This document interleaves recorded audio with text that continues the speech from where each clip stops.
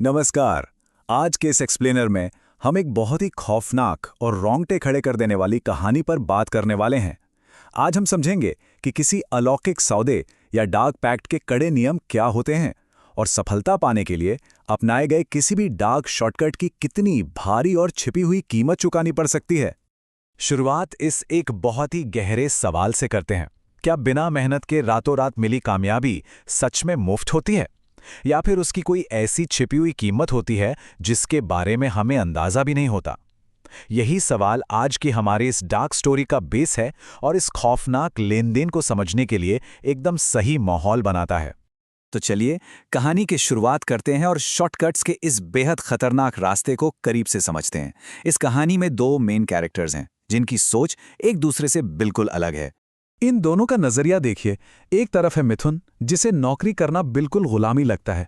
उसे बस अमीर बनने का कोई ना कोई जुगाड़ या शॉर्टकट चाहिए। और दूसरी तरफ है उसका दोस्त राजन। राजन बिल्कुल अलग है। वो कड़ी मेहनत में यकीन रखता है और अपनी एक स्टेबल सरकारी नौकरी के साथ सुकून की जिंदगी जी रहा है। ये दोनों लाइफ को बिल्कुल ऑपोजिट एंगल से देखते हैं। अब मिथुन को अपना वो शॉर्टकट मिल तो गया, लेकिन उसकी बुनियाद बहुत ही कमजोर थी। ये सोचने वाली बात है कि उसे अंधकूप नाम की इस रहस्यमयी क्रिया के बारे में पता कैसे चला। जेल के एक पुराने अखबार के फटे हुए पन्ने से। मतलब जिस चीज पर वो अपनी पूरी किस्मत दांव पर लगाने जा रहा था, वो जानकारी ही डैमेज्ड और अधूरी थी। और सच कहूं तो ये अपने आप में खतरे की एक बहुत बड़ी घंटी है। अब आते हैं अंधकूप विधि के उन 5 खौफनाक दिनों पर। ये कोई मामूली टोटका नहीं था, बल्कि गांव के बाहर एक सूखे कुएं के अंदर किया जाने वाला एक पूरा सिस्टमैटिक अनुष्ठान था, जो हर रात के साथ और भी ज्यादा डरावना होता जा रहा था। अगर कुएं में हर रात के स्टेप्स को देखें तो पहली रात मिथुन ने वहां एक पुराना दिया और वो अखबार का फटा हुआ पन्ना रखा। दूसरी रात उसने राख का एक घेरा बनाया, उसमें नींबू रखा और कुएं की दीवार में 3 लोहे की कीलें ठोक दीं। इससे कुएं में एक अजीब सी गूंज होने लगी, जैसे कोई उसे देख रहा हो। तीसरी और चौथी रात को उसने काली चुनरी का इस्तेमाल किया, अधूरे मंत्र पढ़े और जली हुई लकड़ी की अजीब सी बदबू के बीच अपनी मांगें रखी। ये सारी चीजें साफ बता रही थीं कि वहां धीरे धीरे कोई अलौकिक शक्ति जाग रही है। लेकिन सबसे ज्यादा डरावना पल आया 5वीं रात को, जब मिथुन ने बिना दिया जलाए घुप अंधेरे में वो पूरा मंत्र पढ़ा तो कुएं की जमीन एकदम बर्फ जैसी ठंडी हो गई।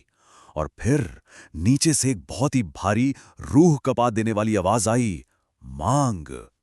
मिथुन ने बिना सोचे समझे पैसा, ताकत और एक आसान जिंदगी मांग ली। और बस इसी एक शब्द के साथ वो खौफनाक अलौकिक लेनदेन ऑफिशियली शुरू हो गया। अनुष्ठान तो पूरा हो गया। अब देखते हैं कि इसका नतीजा क्या निकला। मिथुन को अपना रिटर्न ऑन इन्वेस्टमेंट कितनी जल्दी मिला, ये देखना वाकई हैरान करने वाला है। अगर हम इस टाइमलाइन को देखें तो पैसा लिटरली चुंबक की तरह उसकी तरफ खिंचने लगा। सबसे पहले वो जुए में लगातार जीतने लगा, जो पहले कभी नहीं होता था। फिर एक के बाद एक 3 बार उसकी लॉटरी लगी। इसके बाद उसने रियल एस्टेट के कुछ ऐसे सौदे किए जिनमें भारी मुनाफा हुआ, और देखते ही देखते उसने एक आलीशान हवेली और एक चमचमाती कार खरीद ली। कुछ ही महीनों में मिथुन की पूरी दुनिया ही बदल गई थी। इन दोनों स्थितियों का अंतर देखिए। अनुष्ठान से पहले मिथुन एक ऐसे घर में रहता था जिसकी छत टपकती थी। पैसों के लिए वो हमेशा राजन जैसे दोस्तों पर निर्भर रहता था।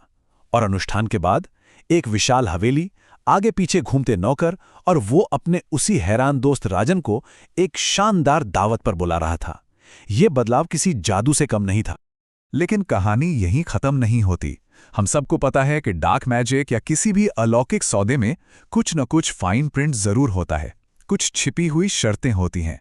और मिथुन की किस्मत का ग्राफ अब बहुत ही बुरी तरह से नीचे गिरने वाला था। और ये डाउनफॉल बहुत ही खौफनाक तरीके से शुरू हुआ। जाली कागजात की वजह से उसका एक बड़ा रियल एस्टेट का सौदा टूट गया और उसे खुद भारी हर्जाना देना पड़ा। जुए में उसे भयंकर नुकसान होने लगा। उसे सीलन भरी अंधेरी गुफाओं के डरावने सपने आने लगे। रात में सोते वक्त उसे लगता जैसे कोई उसका गला दबा रहा हो। नौबत यहां तक आ गई कि उसे अपनी नई कार तक बेचनी पड़ी। मतलब जितनी तेजी से पैसा आया था, उतनी ही तेजी से वो गायब होने लगा, और उसकी जगह ले ली एक खौफनाक शारीरिक और मानसिक यातना ने। जब चीजें हाथ से निकलने लगीं, तब कहानी में एंट्री होती है तांत्रिक बाबा गोरखनाथ की, जिन्हें राजन मदद के लिए लेकर आया था। बाबा गोरखनाथ इस पूरी घटना के पीछे की एक ऐसी सच्चाई बताते हैं जो होश उड़ा देने वाली है। उन्होंने बताया कि अंधकूप सिद्धि कोई अलादीन के चिराग जैसा जादू नहीं था जो इच्छाएं पूरी कर दे, असल में ये एक शैतानी समझौता था, एक पैक्ट, जिसके लिए नियमित रूप से खून की बलि देनी पड़ती है। इस एक खुलासे ने पूरी कहानी को पलट कर रख दिया। याद है, मिथुन ने वो विधि अखबार के एक फटे हुए पन्ने से पढ़ी थी। बस यही उसकी सबसे बड़ी गलती थी, क्योंकि उस पन्ने में वो सबसे जरूरी नियम कट गया था। और वो नियम ये था कि हर अमावस्या की रात उस बुलाए गए शैतान को खून की बलि चाहिए होती है। इस एक अधूरी जानकारी की वजह से मिथुन ने अनजाने में एक बेहद ताकतवर और खौफनाक शक्ति को महीनों तक भूखा और गुस्से में तड़पने के लिए छोड़ दिया था। और यही अधूरा ज्ञान कहानी को महालय अमावस्या की उस खौफनाक रात तक ले जाता है।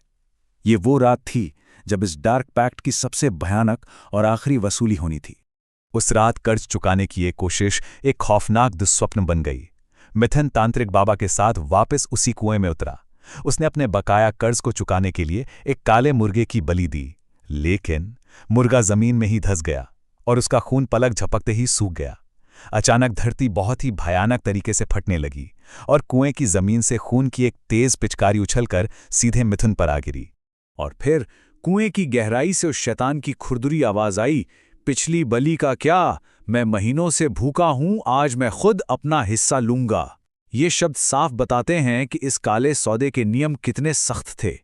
यहां कोई माफिया डिस्काउंट नहीं चलता, जो बकाया है उसका पूरा भुगतान करना ही पड़ता है।